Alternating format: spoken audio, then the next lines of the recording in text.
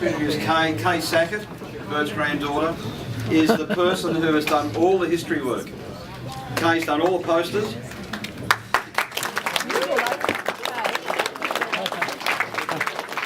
She spent hours on the posters. She knows all about Menzies, and we're almost there. She knows all about our ancestor coming here under strange circumstances. She'll tell us in a moment. And she's also going to mention, and I'd like to reinforce, our three Anzacs. Three guys from Tilba. One was 6 foot. Which one was 6 foot? Frank Latimer. One was 5'7". One was 5'7", and I think Bert was about 5'8" and a half. Probably in between, and then he did lose a few. They all came back to Tilba at different times, and the newspapers today mentioned their civic receptions. It's unbelievable. I've got copies of those, and I just ran out of space to put them up, but I will put them up. I might put them over near those balloons, and if you have time, actually read them. They're out of the local papers. Can I introduce Kay Sackett? She's got so much to say, and let's amplify, worth amplifying. I will put them up over there, and they are worth a read, and it just makes you, it gives you goosebumps and makes you feel so proud. So they're under the table at the moment. Okay, I'm going to go through, we've talked about the siblings and Joe and Helen, so I'm going to talk about before going back even further, so you'll have a bit of knowledge as to how we all got here. So over on this wall over here where Catherine's standing at the moment, I've put up the family tree, and starting right at the very top is William and Ellen Latimer, and they're the ones who came from Ireland to Australia. They came with their two eldest children, Noble and Jane. So if you drop down one line, that's the line that Joseph is on with all his brothers and sisters, and at the far left-hand end is Noble and Jane next to him. Now those two children, Noble was 6, Jane was 4. They came out on a ship called the Parland, not the Parland, it was Parland, was just the name of the ship. And they left from Londonderry in the northern part of Ireland. At that stage, it wasn't known as Northern Ireland, it was just the northern area of Ireland, because it didn't get separated and have the two different sections as the Republic of Ireland and Northern Ireland until 1921, I think it was. So they went from Londonderry, which was on the coast north of Enniskillen, where they were married and had these two youngest children. They came on the boat Parland all the way to Sydney Cove. Up here I have how many days it took them. Number of days, 129 days, which is 4.5 months at sea. The superintendent surgeon's report tells you that they did not stop. And because of that, it was probably a very good decision, because there was very little sickness on the boat. There was only 3 people, I think it was 3 or 4 people that died. There was the birth of a few children. And through this whole trip, Ellen had got on the boat 3 months pregnant.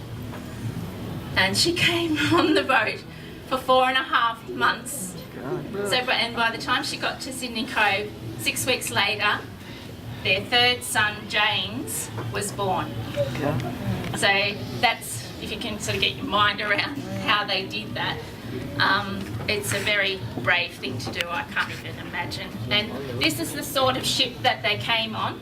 This is not the Parland, but I was told if I couldn't find a ship of the Parland, find a ship that was similar tonnage, and that would be very similar to what they came on. So it's not a huge boat. There was 240 or so passengers on it, and then crew on top of that. So they couldn't bring a lot of things with them. So that was a pretty amazing trip for those 2 people to take on. Now there's a real story with William, if you can bear with me, getting on this ship, because there's a remark made. I'll go back. Agents were employed by the New South Wales government to be over there in England, Ireland, and to take on passengers to come out to Australia. So the agent has put William and Ellen on this Parland, and he's put William on the ship as an alias, and he's actually written it. It's actually written here that he's on here, alias John Johnson.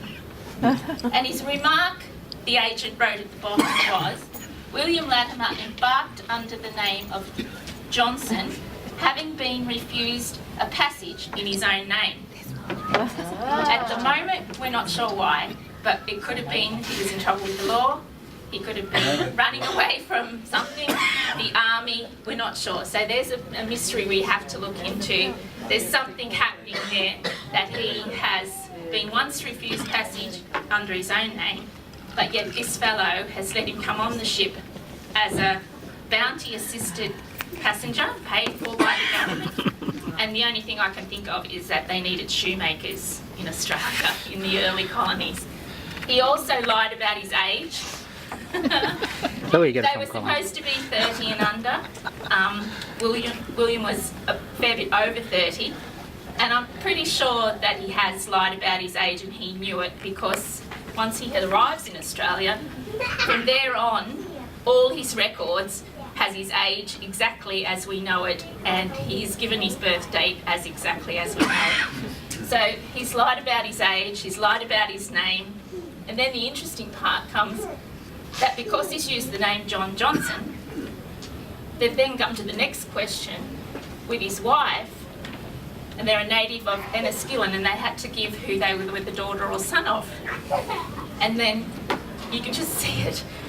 Ellen's gone, oh God, we just used my father's name as your alias. Who am I going to put down as my parents? So they've now come up with her being the daughter of James and Margaret Johnson. And it's not absolutely set in cement, but there are records since this where she has given her parents as John and Mary. So this James and Margaret probably was another lie. Once they got to Australia, and in the book there is part of an obituary that was read out at William's funeral, and it quoted his autobiography in it. So he did have an autobiography, but no one's come across it yet. We're hoping it will surface if we can get in touch with relatives, and it still exists. But in it, he talks about himself as being a rebel. He got in with the wrong crowd. He did all the wrong things. His parents tried to straighten him up. His sister tried to straighten him up. She almost had him turn and become quite religious because his family was very religious, and he almost was there, and that sister actually got very ill and died, and he went, I guess, God wasn't able to save us, blow this. He went back to his terrible ways, got married. I think she was pregnant shortly after they were married, but she was only 16 when they were married, from what we can work out. And it wasn't until he got to Sydney and he came across a lot of religious people walking the streets, spruiking religion, and he gave it another go and did the exact flip reverse to the point where by the time he got to Bega, he was like building churches and so he did the complete turnaround. So after James was born, they stayed in Sydney for a while. He did his shoemaking, and while everyone was there, he did his shoemaking. They had 9 children all up, and another 2 females we know because it's on their death certificates, who didn't survive, but we're not sure where they fitted into the 9. So all up, Ellen had 11 children, and when they finished, when they had those 9 children, he then decided he didn't want to shoemake anymore, and he wanted to go on the land. The government was opening up land, Crown land. They could go and they could select it for a price and all sorts of things, and he decided this is what he wanted to do. He moved further south to Wollongong, and he was there for 12 months. Then he selected land at Dapto, and they were there for 7 years. And in his autobiography, he wrote that a terrible drought in those years killed all his dairy cattle. Then there was a Robertson Land Act further down in Bega, so he went to Bega. So by 1862, he set up in just east of Bega near Tarthra, a little place called Wallagoot, and he was responsible for having a church built at Callaroo. This is really testing. Yeah, so he worked hard because apparently in those days these colonies were set up, but they were set up like for gold miners and settlers and things like that. There was no balance, there was no schools, there was no churches, and to have a good functioning society, people like him pushed to have schools opened and churches built so that they could bring in religion and education to people and get that balance in society. He still has a church that is still standing, and it's an absolutely beautiful church at Bega. This is it here. He's responsible for having got this church built